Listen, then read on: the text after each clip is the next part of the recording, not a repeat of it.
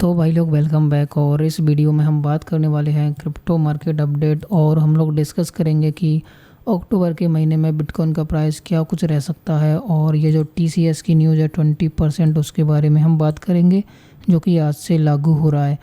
तो सबसे पहले हम बात करते हैं overall crypto currency market cap की। तो आप लोग देख सकते हो अबव 1 ट्रिलियन चल रहा है मार्केट काफ़ी दिनों से। जहाँ पे बीटीसी की प्राइस की हम बात करें तो अबव 27,000 है, और इथेरियम प्राइस की हम बात करें तो $1680 के ऊपर चल रहा है। तो ऐसे में हम बात करते हैं सबसे पहले तो बिटकॉइन का जो मंथली रिटर्न है उसके बारे में। ये आपके सामने है बिटकॉइन का मंथली रिटर्न, जिसमें आप लोग देख सकते हो ये काफ़ी बार ऐसा हमें देखने को मिला है कि बिटकॉइन का जो प्राइस है वो सितंबर के महीने में रेड क्लोज रहता है, माइनस में क्लोज रहता है। बट ये 6-7 सालों में पहली बार हुआ है कि बिटकॉइन का प्राइस सितंबर के महीने में ग्रीन जो है क्लोजिंग दिया है। और इसके अपोजिट अगर हम अक्टूबर के महीने की बात करें तो ये ऑलमोस्ट ज़्यादातर टाइम्स ग्रीन क्लोज देता है। ऐसा यहाँ पे 2 बार हुआ है हिस्ट्री में जब ये रेड क्लोजिंग इसने दी। तो ओवरऑल अगर हम देखें तो कह सकते हैं कि अक्टूबर का महीना सबसे ज़्यादा बुलिश रहता है बिटकॉइन के लिए।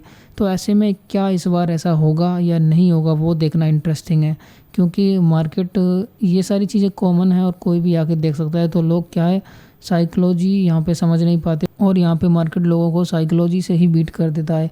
काफ़ी लोगों को उम्मीद थी कि सितंबर के महीने में बहुत ज़्यादा गिरेगा, बट मार्केट 25,000 से नीचे गया ही नहीं। ये मैंने आपके सामने चार्ट ओपन कर दिया जिसमें देख सकते हो ये यहाँ पे गया था 11 सितंबर को लगभग 24,800 के समथिंग, जो कि हमने प्रीवियस वीडियो में बात भी करी थी कि ये जो लेवल है आप लोग देख सकते हो 25,200 से 24,800 के बीच में इधर प्राइस आ सकता है, बिकॉज हमने इस पैटर्न की भी बात की थी। तो अब यहाँ पे नेक्स्ट क्या रह सकता है अक्टूबर के महीने में।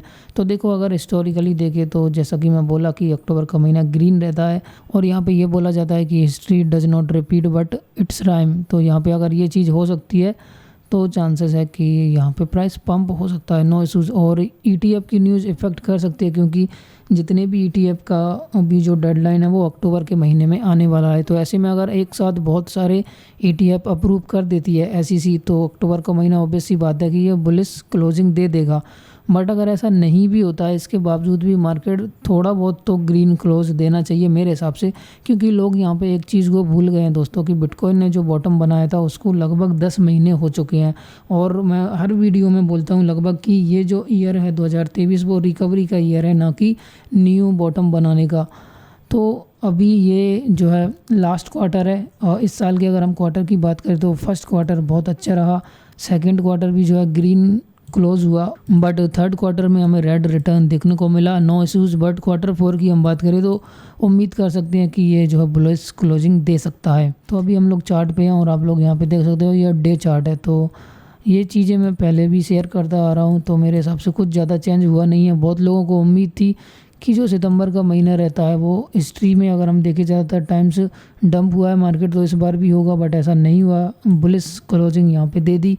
तो ऐसे में अगर आप लोग यहाँ पे देखोगे तो ये कैंडल है 11 सितंबर की, जहाँ पे 24,800 के समथिंग गया था। और ये लेवल्स की हमने बात करी थी प्रीवियस वीडियोस में कि 24,800 से लेके 25,200 के बीच में आप लोग देख सकते हो। अगर यहाँ तक आता है तो आपको बिना किसी टेंशन के बाई कर लेना है। और प्राइस ने अच्छा खासा सपोर्ट लिया इस वाले लेवल पे आके, और फिलहाल मार्केट ऊपर जाने की कोशिश कर रहा है। तो अगर अक्टूबर ग्रीन रहता है तो हाई चांस है कि हम लोग फिर से ये जो 30,000 से 32,000 के जोन में ईजिली आ सकते हैं। लेकिन दोस्तों ईटीएफ अप्रूव हो गया तो ये जो रजिस्टेंस है 32,000 का, आई एम श्योर वो ब्रेक हो जाएगा।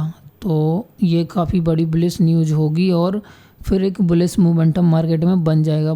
और फिर हमें मार्केट ये वाला जो लेवल्स है लाइक 48,000, 47,000 या फिर 50,000 उधर हमें देखने को मिल सकता है बिटकॉइन हाविंग से पहले। तो ये जो है थोड़ा सा लॉन्ग टर्म में है। अब हम इसको थोड़ा शॉर्ट टर्म में देखते हैं लाइक 4 आवर में। तो 4 आवर में आप लोग देख सकते हो यहाँ पे एक असेंडिंग चैनल हमें दिख रहा है, जो कि बुलिश होता है बेसिकली। तो यहाँ पे बट एक और चीज़ है कि आरएसआई में हमें बियरिश डाइवर्जेंस छोटा सा दिख रहा है, तो प्राइस में भी ये जो असेंडिंग चैनल का लोअर ट्रेंड लाइन है वहाँ तक आ सकता है। लाइक ये जो ट्रेंड लाइन आपको दिख रही है उधर आ सकता है, एंड देन फिर से ऊपर जा सकता है। तो ये 4 आवर का थोड़ा सा सीन है, क्योंकि बेरिश डाइवर्जेंस प्ले आउट हो जाता है कहीं ना कहीं, ये मैंने नोटिस किया है हमेशा। ये आप लोग जो है देख सकते हो, ये एक बेरिश डाइवर्जेंस का एग्जांपल है। तो ये थोड़ा सा प्ले आउट हो सकता है, और प्राइस इधर आ सकता है आराम से इस ट्रेंड लाइन के जो है सपोर्ट तक। तो वो कोई बहुत बड़ी दिक्कत है नहीं, क्योंकि मार्केट ऐसे ही धीरे धीरे करके ऊपर जाएगा। तो ये तो है बिटकॉइन का छोटा मोटा टीए। अभी हम लोग बात करते हैं ये जो न्यूज़ चल रही है 20% टीसीएस के बारे में, जो कि 1 अक्टूबर मतलब कि आज से अप्लाई हो चुका है।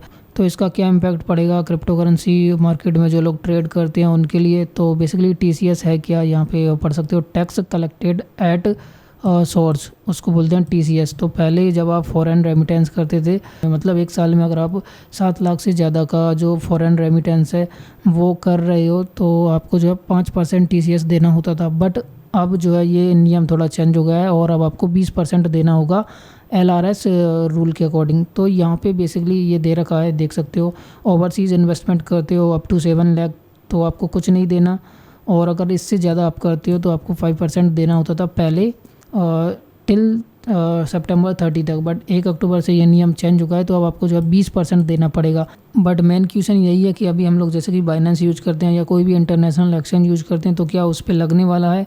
तो देखो मैं सिंपल सी बात बता दूं, अगर आप बाइनेंस पे P2P कर रहे हो तो आपको ये नहीं लगेगा, क्योंकि वो फिर आपका bank account to bank account transaction है, ना कि बाइनेंस एक ब्रोकर की तरह काम कर रहा है जहाँ पे आपको INR जो है बाइनेंस के अकाउंट में डालना है। वो आपका P2P ट्रांजैक्शन है, तो आपको उस पर नहीं देना पड़ेगा।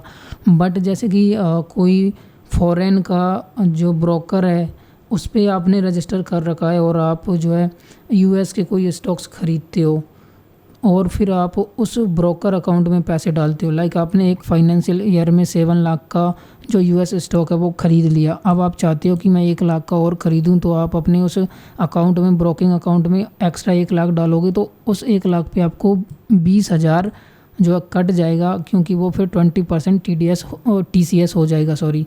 तो ये चीज़ इस तरीके से काम करेगी। अब बहुत लोग इसको क्रिप्टो से जोड़ रहे हैं, तो वही मेरे को ऐसा लग नहीं रहा फ़िलहाल कि ऐसा कुछ होगा। बट हाँ, ये चीज़ हो सकती है कि फॉरेन का कोई या फिर ओवरसीज़ का जो अकाउंट है एक्सचेंज पे आपके, और उस अकाउंट पे ही आप डायरेक्टली जो पैसा है वो डिपॉजिट कर रहे हो, देन वो फॉरेन रेमिटेंस के अंडर आ जाता है। तो ऐसे में फिर वहाँ पे TCS अप्लाई हो जाएगा अगर आपने एक फाइनेंशियल ईयर में 7 लाख से ज़्यादा का जो मनी है वो डिपॉजिट वहाँ पे किया।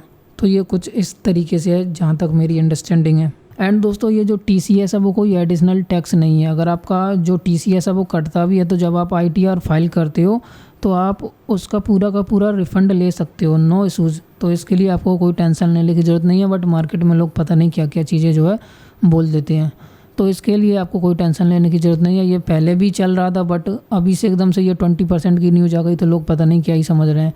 तो वो चीज़ है। वेल, ये हर एक पे अप्लाई है, ऐसा नहीं है कि ये क्रिप्टो करेंसी या फिर स्टॉक्स में अप्लाई है। कुछ चीज़ों को छोड़कर ये सब पे अप्लाई होता है अगर आप फॉरेन रेमिटेंस करते हो तो। जैसे कि कोई मेडिकल का एक्सपेंस हो गया या फिर कोई एजुकेशन के लिए ट्रांसफ़र हो गया, तो उन सारी चीज़ों को छोड़कर बाकी सब पे ये अप्लाई होता है। तो यही था गाइस आज का quick update about market and ये जो TCS की न्यूज़ है उसके रिगार्डिंग। तो मिलते हैं नेक्स्ट वीडियो में। Thank you so much.